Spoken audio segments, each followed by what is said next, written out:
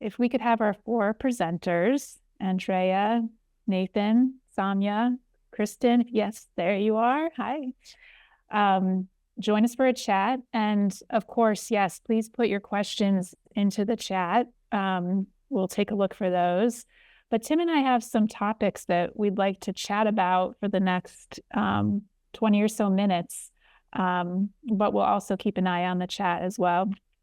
So, our block is called Transforming Prescriptive Norms Through Design, and that's exactly what you all are doing, which is incredible. A theme through all of your presentations was really about how truly powerful, design and experiential design can be when we lead with some of the things that you're talking about, like designing for empathy, emotions, memory, accessibility, perception, or shared beliefs, as Nathan was speaking of. So these are all these essential drivers really to meaningful design. And, I think the Maggie Center design brief, Andrea, that you discussed at the start of our block was really incredible. And I think probably pretty unique, because often we're faced with design briefs from our clients and stakeholders that might have slightly different requirements or more normal requirements that are maybe about the delivery of like a specific content, or they're focused on how something looks, the aesthetics, or the functionality, or of course, the return on investment. So I'm wondering if you could each give us some further advice about maybe how designers can expand their typical design process to prioritize some of these important drivers that you're speaking of, while still meeting these more typical objectives of clients and institutions. And also, if you have advice on how to communicate the value of designing for emotion, inclusion, and social legibility to your clients and stakeholders. Maybe, Andrea, maybe you could start things off. You talked a bit about your process and of designing a desired journey map and creating a framework for this. Maybe we could start there.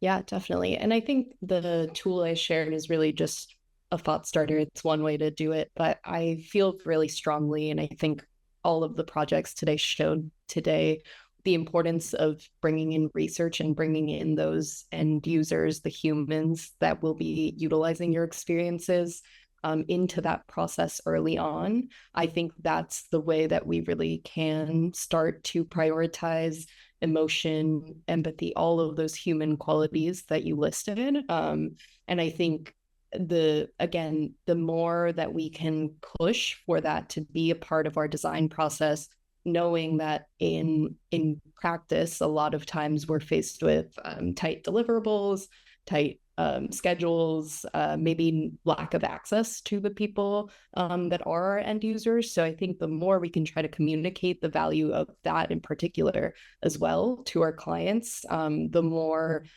truly meaningful these spaces can become. So I would really emphasize, I think, the importance of bringing in the right voices and a wide range of voices into that process.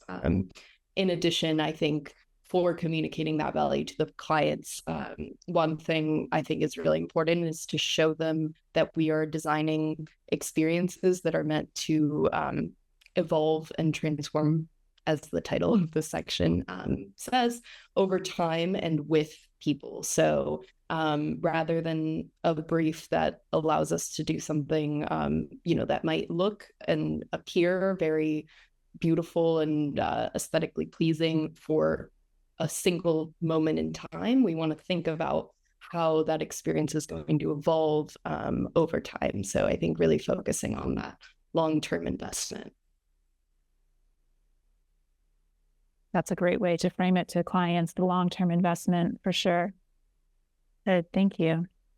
Have you found yourself implementing the desired journey map and your framework into your projects now? Yeah, definitely. I think now in my current role, I'm working on a lot more healthcare projects, and I'm seeing it's actually in a lot of our it's naturally sort of coming up in a lot of our processes and the way that people approach these problems, which is really refreshing and beautiful to see. Great. Thank you. Anyone else? Nathan? Can I jump in and add please. something? Yeah. I think one of the things that I've seen the most often is, I think in terms of incorporating this kind of work into projects more effectively, is really communicating how much that the social context is like the communication. Like it's another tool in our toolkit that we use to more effectively communicate, to more effectively interpret, to educate, whatever the goal of the space is. When we're advocating for these kinds of, empathic or social design tools, we're not saying that the goal is for the social design or empathic design. We're saying this is another tool in your toolkit that you can use that can help you accomplish the goals that you're already trying to achieve in the space. And I think that's a framing that I've seen to be really effective for kind of incorporating this more in projects, because I have rarely seen projects where these kind of, the empathic, emotional, social design isn't prioritized because people don't think it's important. It's almost always because there's a belief that it's somehow incompatible or conflicting or getting in the way of other goals that we're trying to accomplish with the space.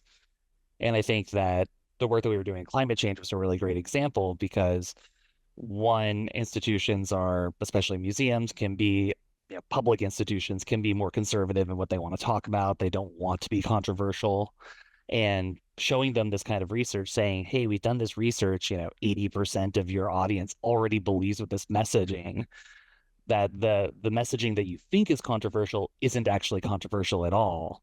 And then when your goal is you want people to take action, we can demonstrate that having this tool in your toolkit is actually able to create more action. So we kind of help them peel back this idea that somehow this is an orthogonal or a tangent or something that isn't helping them in their goal. It's like, actually, this is directly helping you serve the audience that you have, the people that are already in your building, aligned with what they believe, and helping them take the actions they already want to take. And that without this toolkit, you're actually being less effective in what you want to do. That's fantastic. Thank you. Yeah, you've developed something that you've literally been able to measure the success of this. And so that's a great argument that you could give to a client for your exhibition, for sure. I think that's a great model. A lot of us don't have that. And that's definitely not that level of research and upfront testing isn't something that's built into a typical design process. Yeah, but I think something that we did that is translatable is borrowing research from other fields. And that's where going into social science research, and Kristin did some of this as well, of like, don't do the research yourself to demonstrate that the work you're doing is important. Go out and say, who else has done this research before? And can we pull something from some other researcher, some other designer, or even an adjacent field, and be able to bring that in and say, hey, there's really good reason to believe that this is, an important factor in the design process. At the Children's Museum, we would do studies after the exhibit was designed. And sometimes we'd have a space where we could test out some ideas before the whole thing is built. That was great, but that doesn't happen all the time. And even after the exhibit's always built, we don't always have the time and budget and wherewithal to do that. So a lot of times we're just relying on experts to help guide us.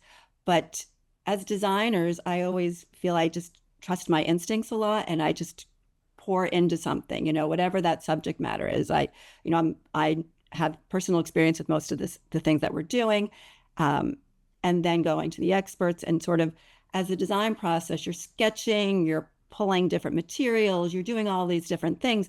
And what I'm really learning about from, all my peers here sharing their models, it's good to, we still have to have those instincts and go with that, but to have this checklist and just keep going through and doing our homework to make sure that we're not making mistakes. Because if our goal very often is there's an audience that we want to teach them something. And so if we want to be effective in doing that, we have to have our list of touch points and make sure that we're not alienating anybody, that we're meeting all the needs of all the different learners. Excellent. Thank you. I would like to hop in and just add to the user testing bit. So when I was doing my course at FIT, we always, as a part of the course, it was so important for us for user testing.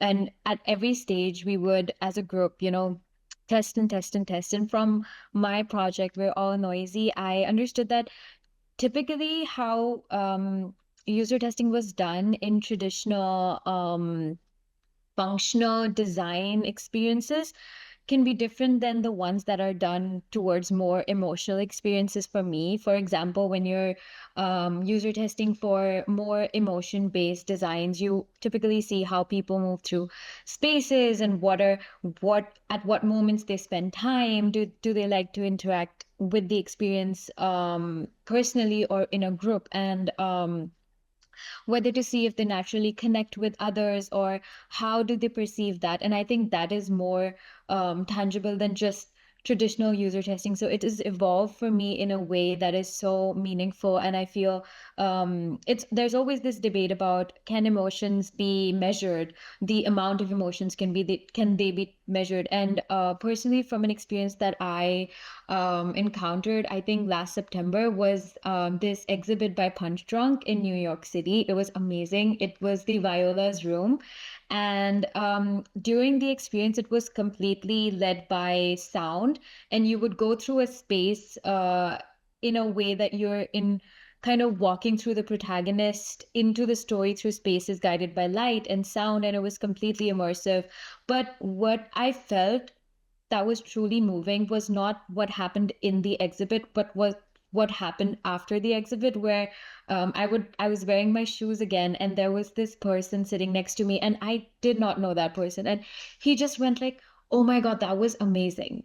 And that, I felt, was a true example of a successful emotional experience where people feel the need to express how they felt way beyond the exhibit. And I think that is a very good tangible way to test a successful experience, in my opinion. Thank you. Yes, I think it would be interesting to talk a little bit about user testing. And Soumya, you mentioned, kind of the difference between user testing for the more traditional norms that we do and testing for emotion and how we do that. Anyone else have any thoughts on that? Yeah, this is something I've been thinking a lot about. And when I think back to Maggie's centers, and to me, one of the things that was most impactful about visiting them was the power of observation. I think just being in the space, it's very hard, as we've all mentioned, to test and measure emotion and to really truly prove that we have accomplished a feeling. But you can see it when you observe people interacting in those spaces. You can feel that joy that I was describing really tangibly. So I think one of the most effective tools has got to be observation, and again, trying to mix it in with maybe some more classic user testing. I think when you have that range of tools, you can really start to form the entire experience.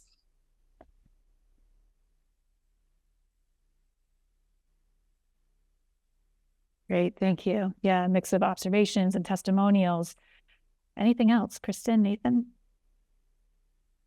I'd just say that emotion is increasingly, this feels to me like this is an emerging kind of field in design research, right? Where it's extremely difficult to measure because there's so many things that entangle it, where it's subjective in the first place. Interpretation is subjective. There's a lot of research I've seen where people even struggle with, how do you know when you're interviewing someone or talking to them that like your words mean the same thing when you're talking about emotions or feelings? Right. So it's a very challenging area to see, though I think qualitatively observation research is a great way to do it. I've actually seen some really great work on the creative well-being toolkit. I'll drop a link if I can find it. Thank you. It's a really great system that uses a clinical, essentially like clinical research that's been used in studying affect. So it's fairly standardized over like decades of use. And they've done some really interesting museum research and seeing how people are transformed by experiences in museums. And if they go from being sad to happy, or being, optimistic to more optimistic, or, those kinds of things. And I think this is a really important area to be looking at, because increasingly a lot of the work that we're doing is looking at the longitudinal impact of the work, right? Like you were saying, like not what happens when you leave a space, but what happens a day after you leave the space, or a week, or a month. And I think that's kind of the most interesting area to start looking at, is what are the long-term impacts of experiencing spaces, and what that has on your long-term attitude. I think that's a really important aspect of it. Working with kids, their emotions right away. They're very expressive, but very often all kinds of experiences, not just ones that were created by designers, but sometimes it takes a while to process an event or something that's happened. And it might be a concert, or, a walk in the park, that it's something that it does take time. And you start to, if you think about how many times do you reflect on that experience you've had in the past 3 days. So I wonder if some ways that we can incorporate into our work, that there's this check-in that comes a little bit later. And I'm not, maybe it's, your little parting ticket somehow. And, we all use QR codes, but I wonder if there's, something that people take away with them. And it could be, some sort of card that's, a poem or something else that could be another piece that's, stirs up reflection, and that there could be something that you actually capture that response a day later rather than right afterwards, which is hard to do. I don't know how to, necessarily how you're going to make people to take action, but if you've done a good job with the experience that you've created, hopefully they're inspired to respond. Absolutely. It's a great thing to think about. A day after, a week after, a year after, are they still remembering this experience, and has it impacted them? Has it changed them? Has it changed their beliefs in some way? It's huge. So that's really interesting. Something, I just had one thought about that too, because if you're doing a good job with your institution, you're going to get repeat visitors. Right. So maybe when people come, we could be asking them, what was the last thing you saw here? What did you, what resonated? When you've got them back there, why do you keep coming back? Absolutely. We'll give you all that assignment for next academic summit to come back with your findings. That's excellent. Thank you. Tim, do we have some questions in the chat? I'm just looking through. We don't have many, but there was one asked here that Nita asked actually, which I think brings up some interesting things about how is the approach framing balanced when one is serving or thinking of the individual user as opposed to many, like a community or a demographic? Or is this distinction really insignificant? So I think it just brings up a good question about your research when you're focusing on one individual versus a demographic or a group of people who may be aligned more around belief, cultural background, etc. as well. So if any of you would like to take that on.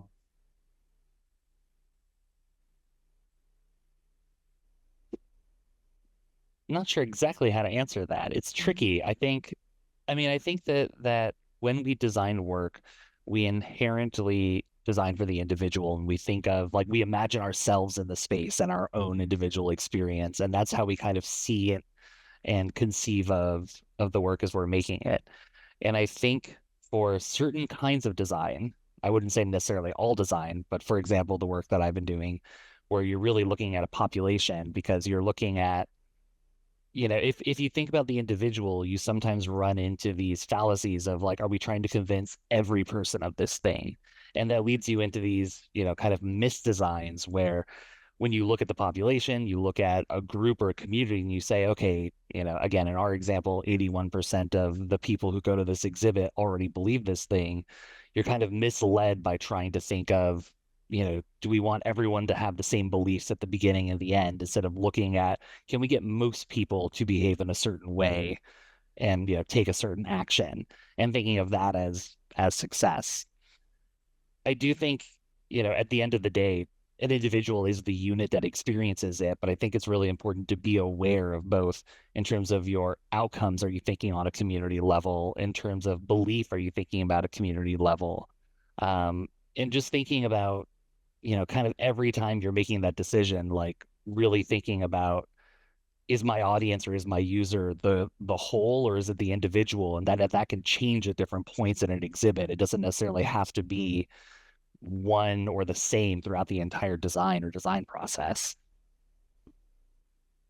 Yeah, that's a really good point. I totally agree with that. I think it's every design decision starts with the individual, but then depending on the scale of your design, you can sort of see how that impact ripples out to those spheres that surround the individual. So their immediate community, then, their city, their country, etc., all of the cultural context. So I think that's kind of a good way to think about it, because I think naturally we do want to design for that individual experience. But if you're not considering those other layers, those other rings, then you are likely failing the individual.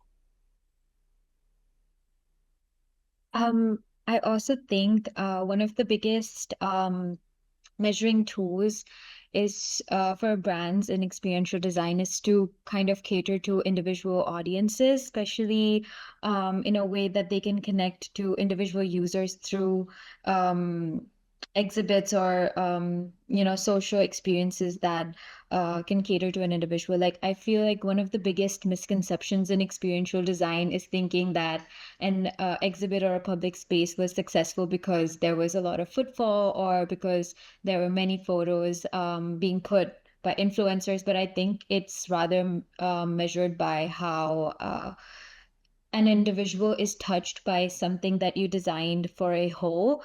Like personally, when I was designing my project, I thought of people from diverse backgrounds, from people who do not speak English or bilingual, or from different communities, and kind of tried to design in a way that is simple and understandable and easily modifiable by individuals, and allowing people to answer questions in their own language. For example, one of the starting points for my research was how emotions are induced naturally and not as manipulation, and how exhibitions or experiences should just be like a catalyst for people to be able to question or make meaning themselves, rather than helping them or rather than dictating what to feel. And I think that for me dictates how an experience becomes personalized rather than generalized. Yeah, listening to you all, I keep questioning, and how could I address a group? How could, what would that group entail? And it'd be a whole research project just to try to question and try to meet these needs that I'm assuming that this group needs. So I think focusing on the individual, you're looking at just how the human response. And so I think it's not necessarily a bad thing to focus on the individual, because then we're not making any assumptions, about beliefs, race, whatever. And so if we're focusing on the individual, we're focusing on core human experiences, emotions, physical barriers, taste, and also, but the big thing is to reach a number of people who may not have the abilities that the general person does. So, with sounds, hearing, different physical challenges, emotional challenges, all of those things. If we don't try to narrow that, keep that individual, a broad individual in our mind who is ready to embrace anything that we throw at them, than maybe somebody who wouldn't be willing to, or isn't what we thought was our audience, that we're throwing them something. Maybe we'll reach somebody that we would have missed if we hadn't targeted to some group dynamic or something.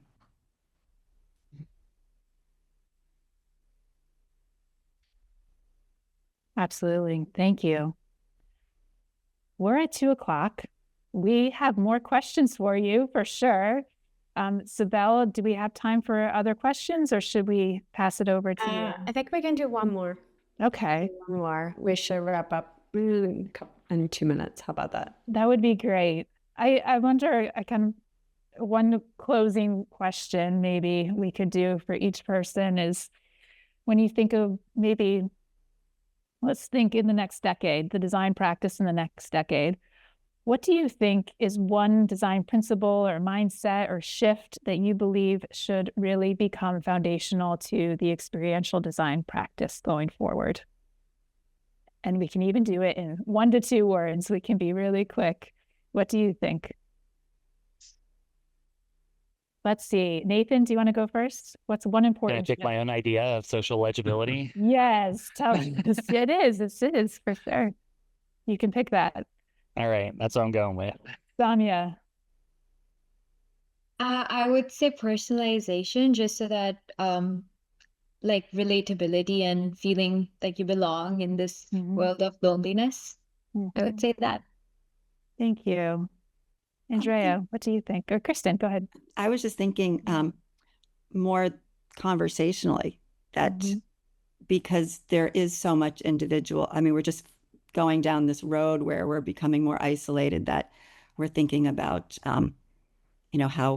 how conversations start, I guess. Andrea? I think going back to something I said at the beginning, I think a sense of time and like a temporal lens. I think we're going to be designing things that are here to stay for much longer. Yes, that's lovely. Thank you. Thank you for taking on that quick question. I appreciate it. Good question, Christina. But thank you all for sharing. You're so generous with your research and your time, and you really inspired all of us. So thank you so much. Yeah, thank you all. It's been a great session.